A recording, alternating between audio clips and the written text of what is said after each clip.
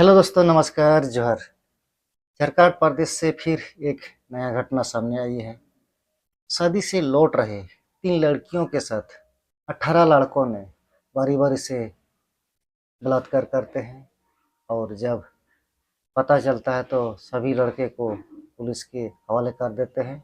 और बाद में सभी लड़के ने इसका हामी भरते हैं, यानी कि स्वीकार कर लेते हैं। और बाद में बाकी सबको थाना, यानी कि हिरासत में ले लेते हैं और थाना उसको भेज दिया जाता है। दोस्तों, बताया जाता है कि लड़का का उम्र जितना भी 18 लड़के होते हैं, सभी का उम्र 17 साल से 13 साल से 17 साल के बीच में होती है। और लड़की की उम्र भी महज उसी तरह ही होते हैं। इसका 12 साल, 13 साल, 14 साल, यानी कि 15 साल, इसी बीच में ही लड़की का उम्र भी होती है। दोस्तों, ये घटना है झारखंड प्रदेश का एक जिला है खूंटी। खूंटी जिला के ही एक थाना लगता है रनिया। और रनिया थाना क्षेत्र का एक गांव है उलीहातू। उलीहातू गांव में ही एक शादी समारोह हो रहा था। उसी शादी समारोह में ही 5 लड़की गए हुए थे। और उसी शादी समारोह में ही जितना 18 लड़का, उन लोग भी उसी शादी समारोह में गए हुए थे। बताया जाता है कि लड़का लोग पहले से उन लड़की लोगों को ताके हुए थे, देखे हुए थे कि उन लड़की लोग कब मेले यानी कि शादी घर से वापस लौटेंगे, तो उन लोगों के साथ हम लोग कुछ दरंदंगी करेंगे। उन लोग मन में पहले में ही मन में उन लोग सोच के रखे। उलीहतू गांव में शादी समारोह में पहले एक कार्यक्रम चल रहा था, जिसका नाम होता है लोटा पानी। लोटा पानी शादी समारोह में जब इन लड़कों और लड़की आपस में लोग मिलते हैं, थोड़ा बहुत बातचीत करते हैं, लेकिन लड़की लोग लड़का लोग से किसी तरह का कोई रिश्ता नहीं रखा, यानी कि किसी तरह का वो लोग पहले से जाना पहचाना नहीं है। ये कार्यक्रम 29 फरवरी 2025 शाम को शाम को हो रही थी। 5 लड़के भी उसी समय 5 लड़की उसी शादी समारोह में शामिल होते हैं। रात को करीब 9 बजे घर लौट रहे थे। वक्त रानो नदी के किनारे लौटते वक्त रानो नदी के किनारे से होते हुए जब लड़की वापस घर जा रहे थे, तो 18 लड़के ने उस रास्ता पर पहले से ही छिप कर बैठे हुए थे।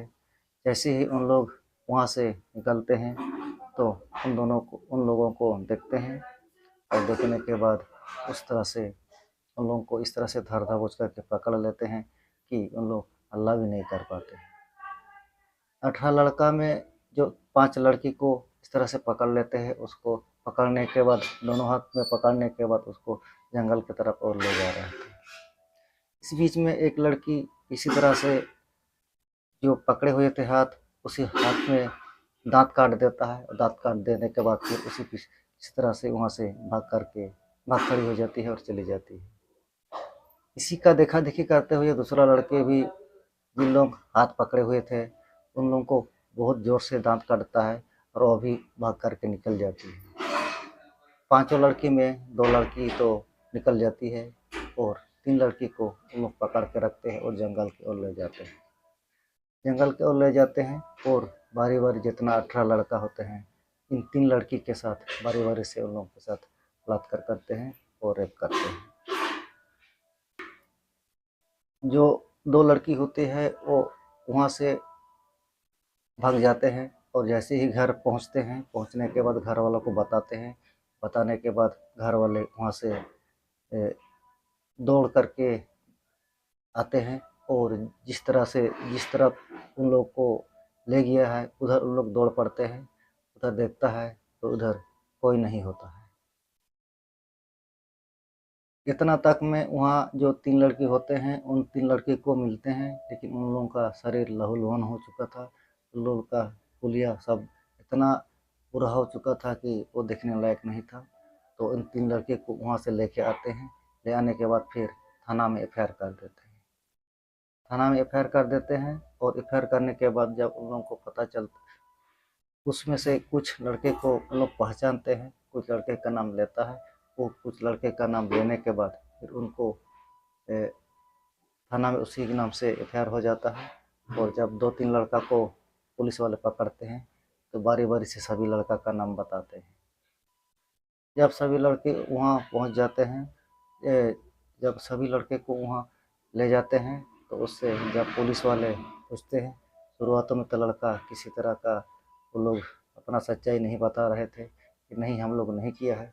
1-2 डंडा मारने के बाद पुलिस के जो हिसाब से वो लोग पूछताछ करते हैं, उसी हिसाब से पूछताछ करने के बाद फिर बारी बारी में सबको अपना हाथ हिलाते हुए सबको अपना गलती स्वीकार कर लेते हैं। दोस्तों, इन 18 लड़का में से सभी नाबालिग होते हैं। इसीलिए इन सभी पॉक्सो एक्ट के तहत इन लोगों के ऊपर मुकदमा दर्ज हो चुका है। इसी तरह से इन लोगों को अभी हिरासत में ले लिया है। इन लोगों के केस चलेगा।